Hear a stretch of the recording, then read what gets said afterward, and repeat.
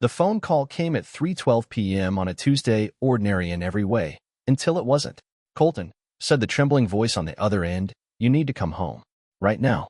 It was Mrs. Darlene Whitaker, his elderly neighbor, the kind of woman who spent her afternoons pruning rose bushes and sipping sweet tea on the porch. She had never called him before, and certainly not like this. Her voice quivered like a radio lost in static. "There are two men," she whispered. "They went into your house about 5 minutes ago. Jenna's in there." This isn't the first time. Time slowed. Colton Maddox stared blankly out of his office window, her words echoing through his skull like thunder in a canyon. Jenna, his wife of 8 years, had been distant for months. Fake smiles, cold embraces, phone calls that ended the moment he entered the room. He told himself it was stress, life, marriage. But this was the blade that ripped through the veil he'd clung to. Without a word, he bolted, files left open on his desk, coffee still steaming. Minutes later, he was behind the wheel of his Navy pickup, which shook whenever he pushed past 60. His hands gripped the wheel until his knuckles turned white. One thought screamed through his mind like a siren. Not in my house. Not with my wife. The streets of Briar Glen felt eerily silent, as if the entire town had paused to witness what was about to happen. As he turned onto the street, he spotted Mrs. Whitaker peeking through her lace curtains. She waved frantically. He hadn't even parked before she opened her door and pulled him inside. "She's in there right now," she whispered. "I saw them park a block away and sneak in through the back. I didn't call the police yet. I figured you'd want to see for yourself." Colton's heart pounded like a war drum. His stomach churned as dread settled in. "Are you sure it was two men?" She nodded solemnly. "And like I said, it's not the first time. I've seen cars before, always during the day, always when your truck's not in the driveway." He didn't answer. His jaw clenched as his eyes fixed on the house across the street, the place he thought was safe. "I can't go in alone," he muttered. "Should I call the sheriff?" "No. I'll call Reese." Reese Callahan, his best friend, and more importantly, a retired detective, answered on the first ring. "I need you," Colton said. "Jenna's not alone. Bring your gun." Reese didn't ask questions. "On my way." While he waited, Colton moved his truck to block the garage. If anyone tried to leave, they wouldn't get far. From the glove box, he retrieved his own pistol and tucked it beneath his shirt. Reese pulled up minutes later in his black SUV, scanning the house with sharp eyes. They nodded at each other, then split, Reese heading for the back, Colton moving to the front porch. The air felt heavy, like a thunderstorm about to break. He paused at the doorknob. Inside, he heard laughter. Hers. Jenna's voice, light, melodic, followed by the deep chuckle of a man he didn't recognize. The sound twisted in his gut. He glanced back. Reese nodded. Colton opened the door. Everything inside looked painfully normal. The smell of roasted chicken hung in the air. Soft jazz played in the background. But that laughter shattered him. They crept down the hallway, hearts pounding, until the living room came into view. There she was, Jenna Maddox, the woman he once promised forever, sitting at the head of their dining table, swirling a glass of wine like she didn't have a care in the world. Across from her were two men, one clean-shaven, smug, the other bulkier, like he'd just walked out of a corporate gym. Both lounged comfortably, like they owned the place. But they didn't. "Jenna," Colton said, louder than he intended. She jumped. For a second, real fear flickered in her eyes. Then it vanished behind a calculated frown. "What are you doing here?" she asked coolly. The tension in the room grew thick, like storm clouds pressing against the walls. Her face was a mask of irritation. The two men exchanged glances, but didn't stand, yet. "I asked you a question," Colton said, his voice now steady. "What are they doing here?" She scoffed, leaning back in her chair and crossing her legs. "Colton, don't be ridiculous. They're just friends." His laugh was bitter. "Hollow. Friends? The kind who sneak in through the back when I'm not home." "Drop the drama," she snapped, waving him off like a child. "You're embarrassing yourself." At that moment, Reese stepped into the living room.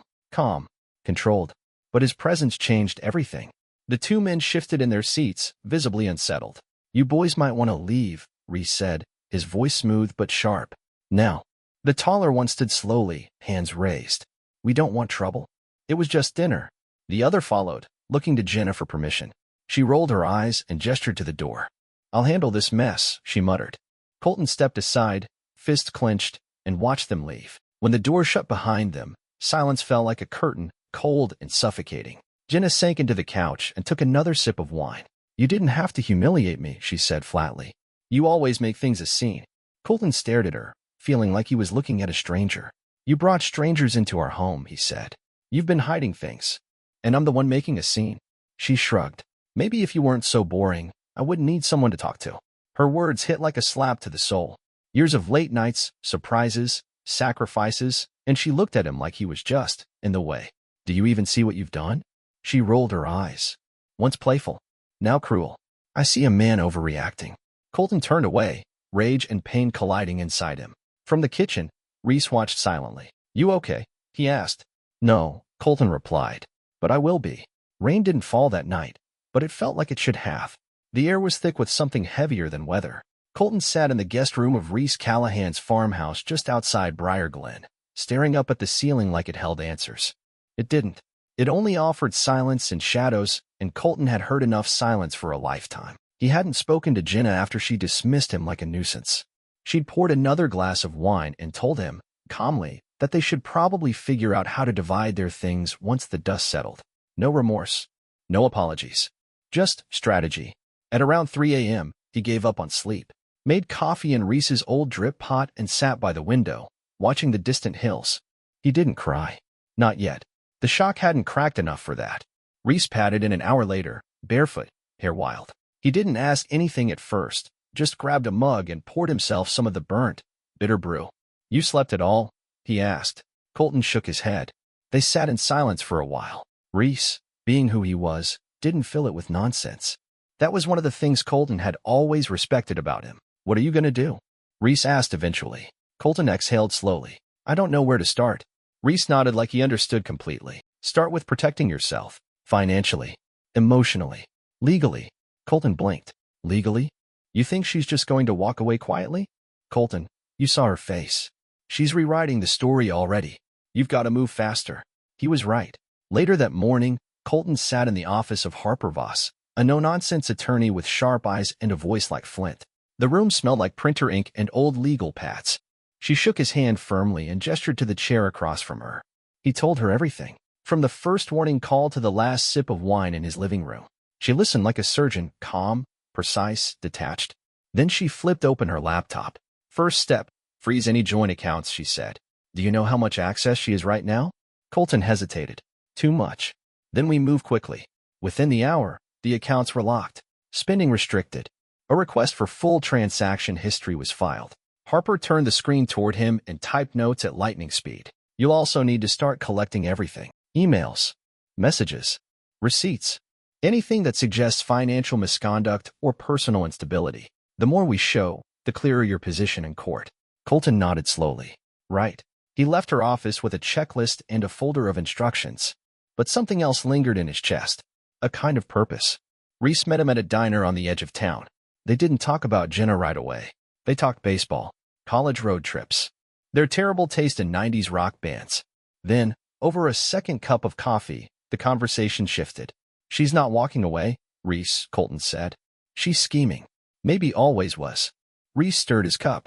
Then it's good you're finally playing defense. I still don't get it, Colton said. How do you live with someone for years, share a life, and then treat them like an obstacle? Because some people don't have relationships, Reese said. They run campaigns. Everything's a performance. You just finally saw the backstage. That night, Colton started digging. Through drawers, inboxes, phone locks. His gut tightened with every odd charge, every strange email. Packages from places he didn't recognize. Charges to credit cards he didn't remember approving. Transfers between accounts.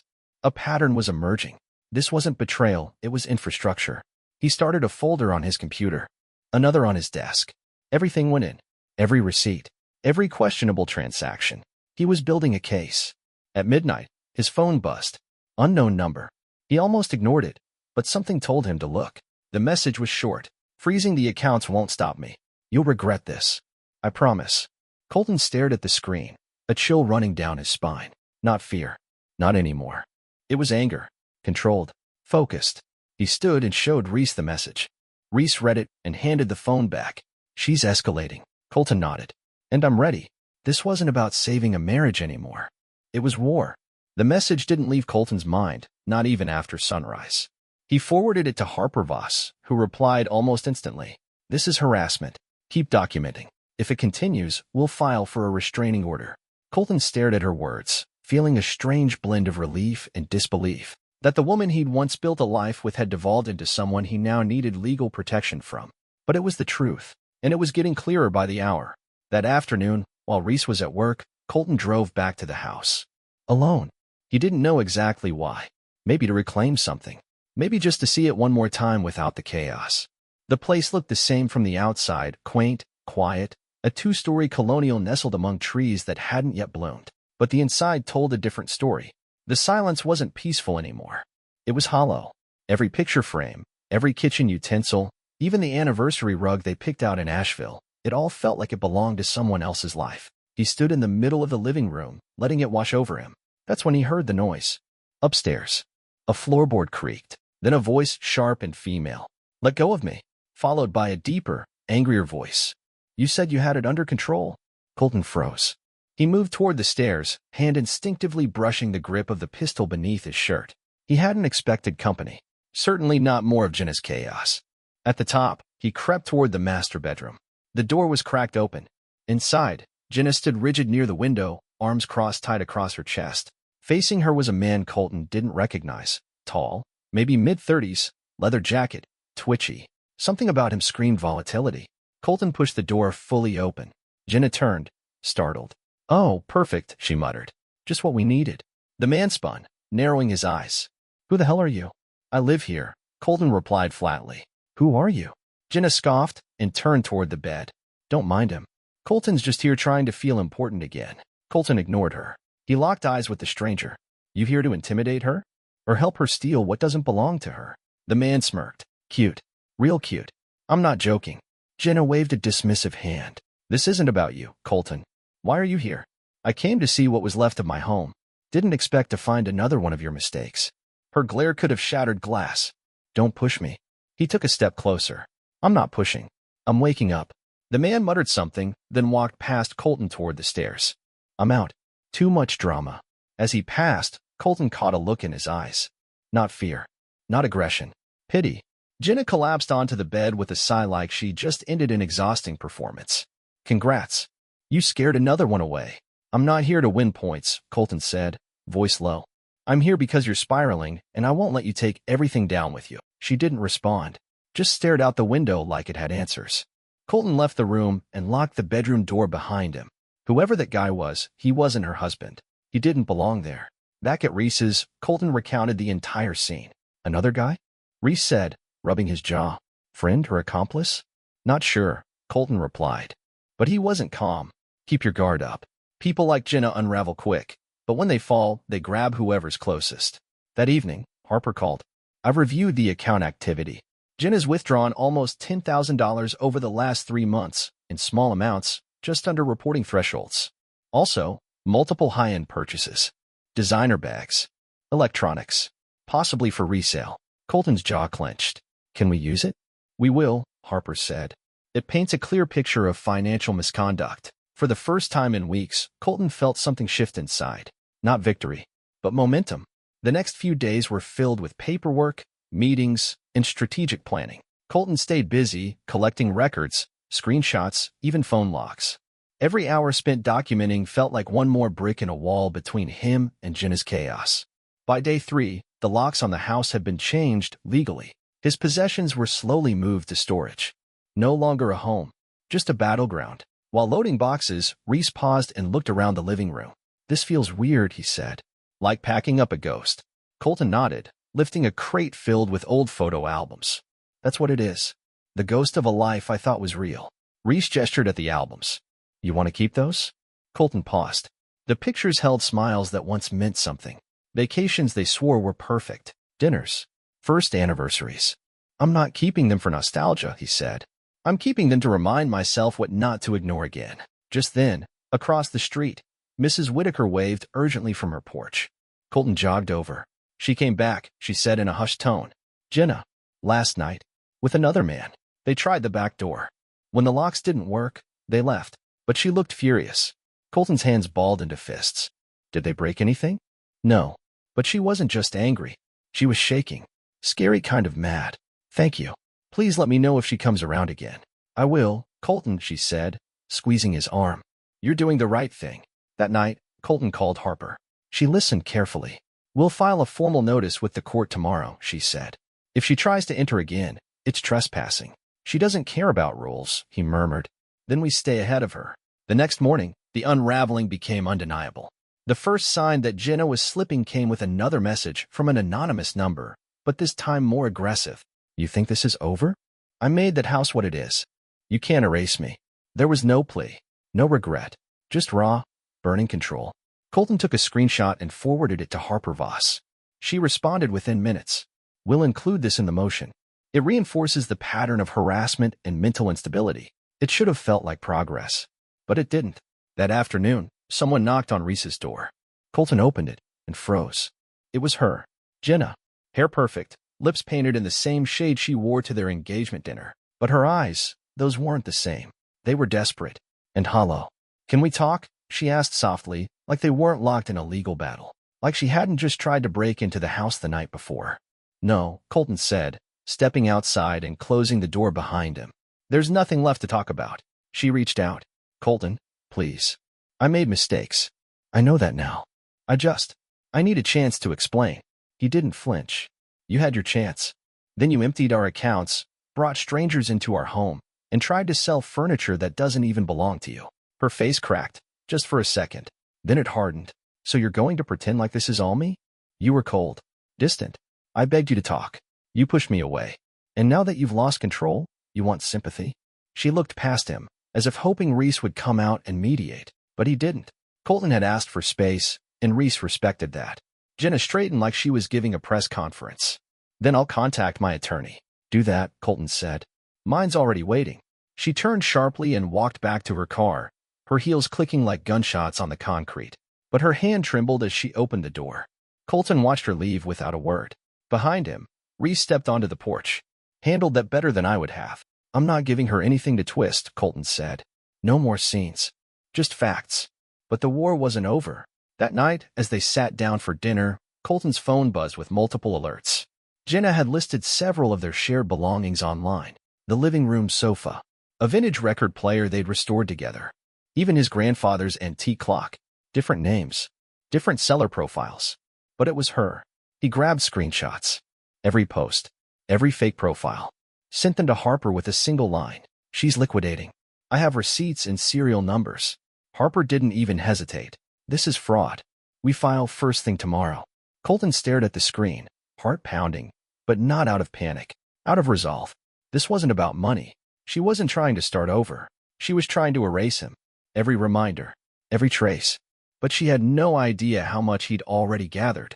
She was building a fire, and he was collecting water. 2 days later, a judge granted Harper's emergency request, a legal freeze on all shared property. Jenna was now legally barred from selling, transferring, or tampering with anything they both owned. It was a quiet, strategic win, but it triggered something he never saw coming. That afternoon, while organizing boxes in Reese's garage, a car pulled up to the driveway. Not Jenna's. A silver Toyota. A man stepped out, tall, scruffy, exhausted. Looking for Colton Maddox, he said. Colton stepped forward. That's me. The man extended a hand. Name's Miles Keaton. Mind if we talk? It's about Jenna. Colton glanced at Reese, who stepped out from the shadows with folded arms. I'm listening, Colton said. Go on. Miles looked down, rubbing his neck. You don't know me, but I knew her, or thought I did. We dated. She told me you were abusive, controlling. Said she was trapped. Colton's heart didn't race. It steadied. And you believed her, he said. I did. But it wasn't just me. She manipulated everything. Every conversation. Every story. Miles pulled out a flash drive and handed it over. I recorded some of it. Messages, voice memos, emails. When I caught on to her lies, she threatened me. Told me if I spoke out, she'd ruin me. Colton took the drive. Why now? Because I see what she's doing to you. And I'm done being afraid of her. Reese stepped in. Anyone else like you? Miles nodded. At least 2 I know of. Same playbook. She told each of us something different about you. Got what she wanted, then ghosted or turned ugly. That night, Colton sat beside Harper in her office as she opened the drive. The contents were staggering, Jenna's voice admitting to lying, to skimming money, even floating plans to move funds out of the country. Harper looked up, calm but focused. This isn't just divorce evidence. This is potential felony-level fraud. We need to act fast. Colton nodded. He wasn't just protecting his life anymore. He was about to expose hers. The courtroom didn't feel like a battlefield. It felt colder, like a morgue. Still, sterile. Waiting. Colton sat beside Harper Voss inside the Chatham County Courthouse, dressed in the same blue jacket he'd worn the day he signed the mortgage papers. It wasn't for nostalgia. It was for closure. Across the room sat Jenna, her expression unreadable behind oversized sunglasses and a stiff gray blazer. She didn't glance his way. Her new attorney, nervous, fidgeting, kept flipping through notes like he hadn't read them before today. Harper leaned close. Let her posture. Let her perform. We're here to present evidence, not emotion. The judge entered, a woman with sharp eyes and a clipped voice. No time for drama. Just facts. Just law. Harper stood first, cool and precise. She didn't accuse. She didn't raise her voice. She showed. Bank statements. Transaction logs. Forged sale posts. The screenshot of Jenna's threat. And finally, the flash drive. Jenna's own voice filled the courtroom, saying the words that sealed her fate. I'll bleed him dry before I cut the cord. Colton didn't look at her. He didn't need to. The shift in the room was enough. The judge narrowed her eyes. This audio was obtained lawfully? Harper nodded. Yes, Your Honor. Provided voluntarily by a third party also targeted by Mrs. Maddox's misrepresentations. Jenna's attorney stood, trying to redirect the focus, claiming emotional stress, marital neglect, even miscommunication. But it was weak, disjointed, desperate. The judge was not amused. Mrs. Maddox, she said, her voice even. This court finds the presented evidence both credible and deeply concerning. Your actions demonstrate not only financial misconduct, but clear intent to deceive, manipulate, and potentially defraud. Jenna's fingers trembled on the table. Her sunglasses were off now, but her eyes had lost their edge. Effective immediately, the judge continued, Mr. Maddox is granted sole access and control of all shared assets, including the marital home. Further, this court will initiate a review into the financial activities referenced in this hearing. A decision regarding damages and further legal repercussions will follow pending that review. The gavel struck. It was done. Colton didn't smile, didn't celebrate. He stood and walked out into the sunlit corridor with Harper beside him, each footstep lighter than the last. She'll fight back, Harper said. Don't expect this to be the end. I'm not looking for the end, Colton replied. Just a clear beginning. But he wasn't ready for what came next. That evening, as the sun dipped behind the hills, Colton pulled into Reese's driveway and saw her, Jenna, standing barefoot in the grass. Her hair tangled, her jeans stained. No pretense this time, no blazer, no posture. Just a worn-out woman who looked like she'd finally run out of place. Colton didn't get out. He rolled the window down halfway. What are you doing here, Jenna? She stepped forward. I didn't think you'd actually go through with it. He looked at her long and hard. I warned you. I begged you to stop. I didn't think you'd stop loving me. That hit different. Colton took a breath, steady and sure. I didn't, he said quietly. Not at first. But I finally started loving myself more. Jenna's eyes glistened, but no tears fell. She looked away, and for the first time since this began, she didn't argue. I lost everything, she whispered. Colton stared out at the road behind her. No, he said. You threw it away. Then, slowly, he rolled up the window and drove into the garage.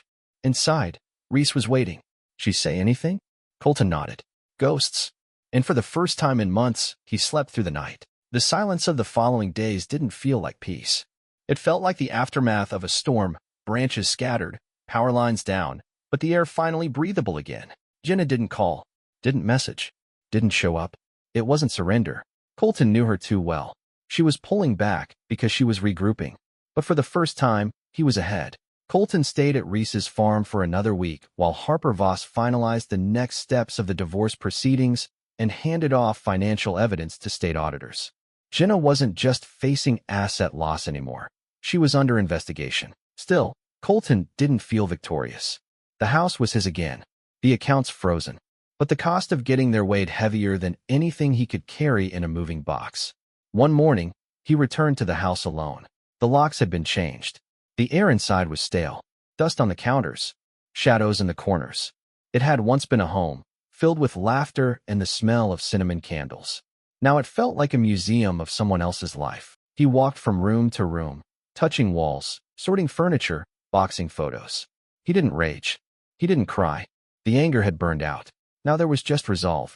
Upstairs, in the back of the closet, he found a box tucked behind some folded quilts. Inside were anniversary cards, old love notes, and scribbled poems from a time they still tried. One letter caught his eye. From Jenna, early in their marriage. The last line read, "Promise me you'll never stop seeing me." He folded the letter slowly and placed it back in the box. "I did see you," he whispered, "just not who you really were." That night, Harper called with news. The offshore account is officially frozen. Investigators found multiple wire transfers flagged for structuring. If her exes confirm her patterns, she could face criminal charges. Colton didn't feel glee, just a quiet kind of justice. "What happens next?" he asked. "We keep pushing," Harper said. "But you keep moving forward." And he tried.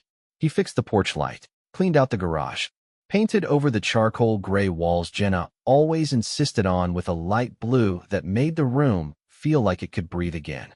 It wasn't just a house anymore. It was his. A few days later, he stopped by the Fox and Fern bookshop downtown. He hadn't been in years. Jenna never cared much for bookstores unless they sold scented candles. He wandered the aisles, fingers trailing over the spines of thrillers and travel memoirs, when someone else reached for the same worn paperback. Their hands touched. "Oh, sorry," said the woman beside him, laughing as she pulled back. Colton smiled. "No, go ahead. You saw it first." She smiled back. "Are you sure? Looks like you were just about to grab it. Something tells me it'll mean more to you." That made her laugh. A light, genuine sound. "How could you possibly know that?" "Just a hunch," Colton said. They talked for 10 minutes between mystery novels and local author picks. Her name was Clara. She was new to town. A schoolteacher. Brown hair pulled into a loose braid. Clear eyes. A voice like honesty. Colton didn't ask for her number. Didn't push. He wasn't ready. Not completely. But for the first time in months, he didn't feel broken. He felt open. That evening, he sat on the porch with Reese, watching the sun dip below the hills. "You look different," Reese said. Colton nodded. "I feel different." "You ready for what's next?" "Not entirely, but I'm not running anymore." The wind stirred the trees. Somewhere nearby, a dog barked. Life went on, and for the first time, Colton was ready to go with it. The call came just after sunrise. Colton sat at his kitchen table, coffee in hand, windows open to the crisp spring air. The house smelled of fresh paint and pine cleaner. Everything felt new, except the part of him that still braced for Jenna's next move. The phone lit up with Harper Voss's name. "She's being formally charged," Harper said. "The state finished reviewing the records. Fraud. Misappropriation of joint funds. And there may be additional charges pending depending on how the offshore activity ties back to her previous relationships." Colton let out a slow breath. "Does she know?" "She will by the end of the day." He didn't ask how Harper felt. He already knew. Focused. Professional. No celebration. Just momentum. It was what made her the best at what she did. But even as Colton felt justice inch closer, something heavy settled in his chest. This was the end of something, but not the way he imagined. Jenna wasn't just losing a court case. She was losing the story she'd built around herself. The false identities. The half-truths. The rewrites. And when someone builds a life on illusion, exposure doesn't just hurt, it dismantles them. That night, Colton sat on his back porch and stared at the stars, remembering the woman he married. Not the manipulator she became. The woman from the mountain trip. The one who cried when they adopted their dog. The one who once held his hand under dinner tables just to feel close. But memories aren't proof of truth. They're echoes. Sometimes comforting, sometimes deceiving. He didn't hate Jenna anymore. But he didn't miss her either. The following day, Colton drove to the courthouse to sign the final batch of divorce documents. The building, once a symbol of dread, now felt like a place where things ended cleanly, with stamps and signatures instead of slammed doors and shouted regrets. In the lobby, he saw someone unexpected, Miles Keaton, the man who had delivered the flash drive. Miles approached slowly. "Didn't expect to see you here today. Last batch of paperwork," Colton said. "How about you?" "They called me to testify, if needed. I figured I should follow through." There was a long pause. Then Miles said, "She used me too. I felt like an idiot. But I'm glad I said something. I've been sleeping better." Colton nodded. "That's the thing about people like her. They make you doubt what you saw, what you gave, what you deserve." Miles looked him in the eye. "You think she'll actually go to prison?" "I don't know," Colton said honestly. "But I know she won't do this to anyone else. Not now." Later that evening, Colton found himself walking through downtown Briar Glen. The weather was finally shifting. Cherry blossoms were just beginning to bloom along Main Street. He passed the Fox and Fern and saw Clara through the front window, shelving books. She caught his eye and smiled. Warm, casual, unforced. Colton walked in, heart steady. They talked again, longer this time. About teaching, about music, about how she found the town after losing her father. There was a quiet understanding between them, not born of pain, but of endurance. He didn't mention Jenna. He didn't need to. When he finally walked her to her car, he didn't ask for a date. He just said, "Next time, I owe you the last copy." Clara laughed. "I'll hold you to that." As she drove away, Colton looked around at the town he nearly abandoned. Everything was still in place. The diner, the fire station, the bookstore. But he was different. He wasn't surviving anymore. He was healing. The final court hearing was scheduled for a Thursday morning. Bright, clear skies, the kind that usually followed a storm. Colton didn't dress for a battle. No tie, no stiff collar. Just a clean shirt, worn boots, and the quiet confidence of a man who had already made peace with the outcome. Inside the Chatham County Courthouse, the hearing was swift. No witnesses, no objections. Jenna Maddox did not appear in person. Her attorney represented her by phone. The judge's decision was direct and final. Colton was granted full ownership of the house and remaining assets. Jenna was ordered to repay misused funds, surrender any remaining valuables she had attempted to sell, and was referred to criminal court for further investigation into financial fraud. There was no applause, no dramatic exit, just signatures, seals, and one final gavel strike. Afterward, Harper Voss shook his hand outside the courthouse steps. "It's over," she said simply. "No," Colton replied. "It's done." "That's different." He left alone. No Reese, no one waiting in the truck. Just him, walking into a world that finally felt his again. That afternoon, back at the house, Colton opened the final box. Inside were the last pieces of a past life. A set of matching mugs, the wedding photo Jenna had once insisted belonged on the mantle, and the folded anniversary card with the words, "Promise me you'll never stop seeing me." Colton stared at it for a long time, then walked out back. There, beside the garden bed that had gone untended for over a year, he dug a small hole, placed the photo and card inside, and covered them with soil. No fire, no anger, just a goodbye. "You were a chapter," he whispered, "but I'm writing the rest without you." Later, while painting the last wall in the guest room, now a soft shade of sage green, his phone buzzed. A message. "Clara, coffee this weekend." He smiled. "Sounds perfect." That weekend, they met at the Wildflower Cafe, a quiet spot near the edge of Briar Glen. No pressure, just two people who had lived through storms and still chose to stand in the sun. Clara asked about his house project. He asked about her students. They talked for 2 hours, never once glancing at their phones. When they left, she touched his arm and said, "You don't talk like someone who just got divorced." Colton chuckled. "That's because I didn't just lose a marriage. I got my life back." That night, alone on the porch, he felt something he hadn't felt in months. Peace. Not the kind you fight for. The kind that shows up quietly once you've stopped clinging to the wreckage. He no longer needed revenge. He no longer needed closure from Jenna. He had closure from himself. Spring arrived in Briar Glen with soft defiance. Flowers blooming through cracks in sidewalks. Trees shaking off the last frost. Air laced with renewal. Colton stood at the edge of his backyard, coffee in hand, watching the sunrise crest over the ridge. It was quiet, but not empty. A good kind of silence. The kind that no longer needed filling. The house felt alive again. Rooms once haunted by old arguments now smelled of fresh paint and lemon oil. The guest room was now an office. His music collection lined one wall. A new light fixture hung above the kitchen island, not the one Jenna chose. One he liked. The space reflected him now. Not who he had been, but who he was becoming. He still had reminders, legal documents, digital archives, court records. But they were stored away, filed, done. Not wounds anymore. Just proof he'd survived. That afternoon, Clara dropped by with a stack of books she thought he'd like. They sat on the porch with lemonade, talking about everything and nothing. She wasn't a replacement. She wasn't a symbol. She was just easy, kind, real. "I like the color you chose for the door," she said, gesturing to the navy blue he'd painted it last week. Colton smiled. "I like that I chose it." As the sun dipped behind the hills, she stood to leave. No dramatic pause, no lingering tension. Just a soft, "See you soon." He nodded. "Count on it." After she left, Colton stayed on the porch. He didn't check his phone, didn't scroll through old messages. Just breathed. He had survived the storm. And more than that, he'd rebuilt after it. Not as the same man. A wiser one. A stronger one. A man who had learned that you don't lose yourself when someone walks away. You lose yourself when you stop standing up for who you are. Now he stood tall. To anyone still caught in the confusion, still waiting for apologies that won't come, still replaying the what-ifs, he would say this. You don't need permission to start over. You don't need validation to let go. You just need truth and the courage to live in it.